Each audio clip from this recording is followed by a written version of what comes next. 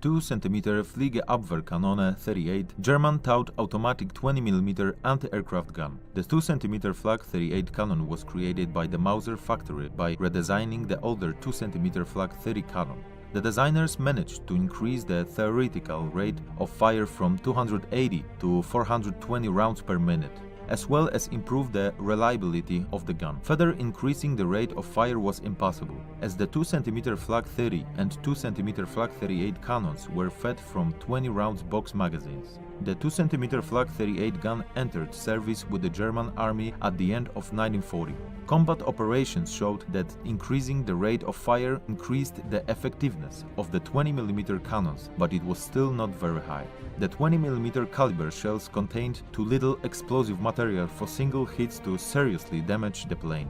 Therefore, it was considered necessary to further increase the rate of fire. This was achieved by building a quadruple 2 cm Flak 38 cannon. The 2 cm Flak 38, apart from the towed version, was also used as an armament for the Flak Panzer I and Flak Panzer 38 self-propelled guns. It also became the basis for the construction of the 2 cm Flak 38 anti-aircraft gun for mounting infantry. The 2 cm Flak 38 gun was an automatic weapon powered by a 139mm combined cartridge, a wheeled bed for shooting mounted on 3 screw lifts.